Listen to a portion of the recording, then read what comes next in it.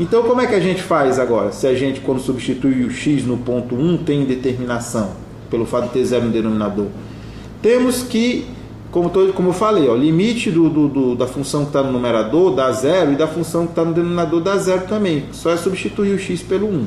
E fazer a continha, a gente vê que dá zero. Então, efetuando as divisões do polinômio que está no numerador e o polinômio que está no denominador por x menos 1, porque na realidade isso aqui é um chamado algoritmo, o teorema de D'Alembert, né? Se um número é raiz de um polinômio, esse polinômio é divisível por x menos esse número, né? Isso é um fato lá da álgebra dos polinômios. Se um polinômio tem um número como raiz, então esse polinômio é divisível por x menos esse número. Essa afirmação é conhecida como o teorema de D'Alembert. E é isso que a gente está usando aqui.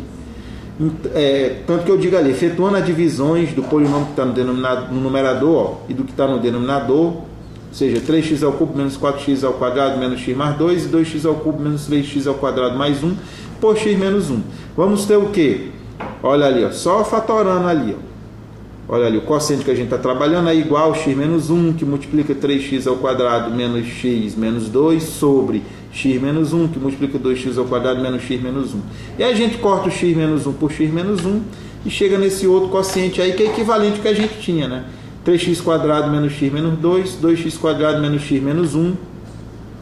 Então, o limite que a gente estava querendo, né, daquele cara primeiro lá, 3x ao cubo menos 4x quadrado menos x mais 2 sobre 2x ao cubo menos 3x quadrado mais 1, quando x tende a 1, é o limite daquele outro quociente equivalente que nós obtivemos, que a gente obteve quando fez a respectiva fatoração lá em cima, baseado no teorema de D'Alembert, que é o limite de 3x ao quadrado menos x menos 2 sobre 2x quadrado menos x menos 1 quando x tende a 1. Aí a gente fatora de novo, porque vê que 1 é raiz tanto de 3x quadrado menos x menos 2, ou seja, o polinômio que está no numerador, como 2x quadrado menos x menos 1, o polinômio que está no denominador. E aí, ó, fica igual ao limite de x menos 1, que multiplica 3x mais 2, sobre x menos 1, que multiplica 2x mais 1. E corta x menos 1 de novo, e aí fica o limite de 3x mais 2 sobre 2x mais 1, quando x tende a 1. E aí a gente substitui no ponto 1. 3 vezes 1, 3 mais 2, 5. 2 vezes 1, 2, mais 1, 3. Então é 5/3 esse limite. O que significa dizer isso? Que todo aquele quociente polinomial lá em cima, 3x ao cubo menos 4x quadrado menos x mais 2, sobre 2x ao cubo menos 3x quadrado mais 1, se aproxima de 5/3 quando o x se aproxima de 1. É isso que significa essa continha aí. Então, a moral da história é disso. Ok? Então, para resolver esse limite aí, nós fizemos apenas algumas fatorações, porque quando a gente substitui no ponto x igual a 1, a gente obtém uma indeterminação, que é 0 sobre 0, isso não pode, né? Então tem que fazer essas fatorações baseadas no teorema de D'Alembert para poder seguir à frente com a conta. Um teorema aqui, né? Sejam f e g duas funções reais, há um ponto de acumulação do domínio, tais que f de x tenda para L e g de x tenda para M, quando x tender para A. Esse M tem que ser diferente de zero. Então, o limite da soma é a soma dos limites. Isso é um cálculo de operacionalidade com limite. Ou seja, se eu for pegar o limite, quem é o limite da função f mais a função g, quando x tende a A? É o limite da f mais o limite da g. Ou seja, esse teorema aí está dizendo que o limite da soma é a soma dos limites. A outra ali, o limite do produto é o produto dos limites. Ou seja, o limite de f vezes g é L vezes M, quando x tende ao ponto de acumulação A. AC, o limite do quociente é o quociente dos limites, ou seja, o limite de f de x sobre g de x, quando x tende a A, é L sobre M. O limite do quociente é o quociente dos limites. Então, de novo, o limite da soma, a soma dos limites. O limite do produto é o produto dos limites. O limite do quociente é o quociente dos limites. E a letra D, o limite da raiz quadrada de uma função, a gente vê que o limite ele entra por radicando dessa raiz. Então, o limite da raiz de f de x quando x tende a A é a raiz quadrada de L, que é o limite da f. São propriedades operacionais do cálculo de limite, né? Nós não vamos demonstrar também, isso aí pode ser provado facilmente pela definição por epsilon e delta que nós demos, só que nós não vamos fazer a continha porque não há necessidade de fazer a demonstração dessas coisas no curso inicial de cálculo, né? Você tem que apenas entender o que se está acontecendo e memorizar isso, né? que o limite da soma é a soma do limite, o limite do produto é o produto do limite, o limite do quociente é o quociente do limite, e o limite da raiz de uma função, a gente tem o limite entrando por radicando dessa raiz aí.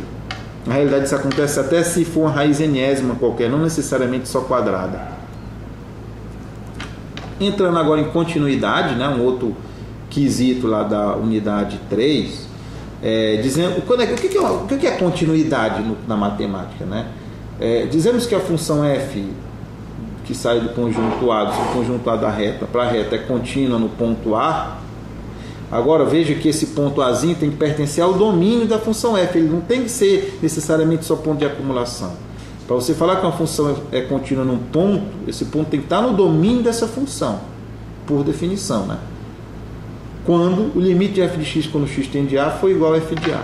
Quando é que uma função vai ser contínua num ponto do seu domínio? Quando o limite de f de x quando x tende a esse ponto for a imagem desse ponto pela função. Ou seja, o limite de f de x quando x tende a tem que ser igual a f de a.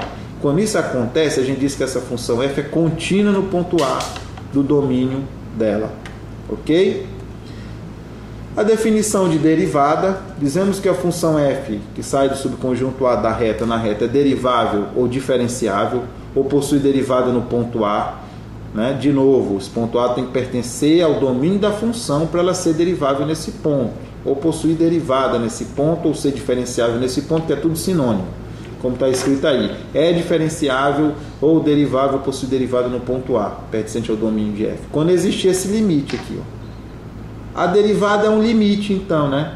F' de A é a derivada da f no A. Aquela linha ali em cima do f, F' de A, é a notação para a derivada. Aquela ali também, d sobre dx, f de x, também é outra notação para a derivada. São duas notações, uma que o Newton usava, outra que o Leibniz usava. Os dois criadores do cálculo, né? Os matemáticos alemão Leibniz e o inglês Newton. É igual ao limite de f de x mais h menos f de x sobre h quando h tende a zero. Então, a derivada de uma função no ponto é esse limite aí, ó, de f de x mais h menos f de x sobre h quando h tende a zero. Esse quociente, f de x mais h menos f de x sobre h, é chamado quociente de Newton. Então, o que é a derivada de uma função no ponto? É o limite do quociente de Newton para a função nesse ponto, né? Que pode ser escrito assim também, limite de f de x menos f de x0 sobre x menos x0, quando x tende a x0. Isso é a derivada da função f. Né? Se você chamar, faz uma mudança de variável, né? Chamar h de x menos x0, e a gente vê que esses dois quocientes de Newton são equivalentes. F de x mais h menos f de x sobre h, e f de x menos f de x0 sobre x menos x0. Isso, por definição, esse limite por definição, é a derivada da função f no ponto A. Definição.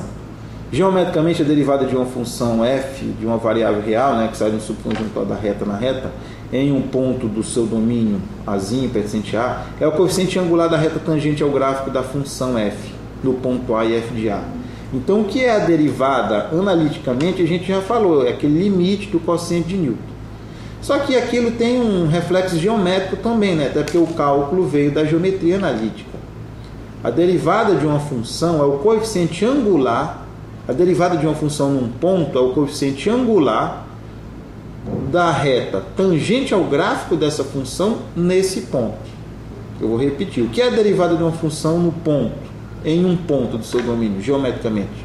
É o coeficiente angular de uma reta tangente ao gráfico dessa função nesse ponto em questão. Como está escrito aí. Geometricamente, a derivada de uma função em um ponto do seu domínio é o coeficiente angular da reta tangente ao gráfico dessa função no ponto A e f de a. Né?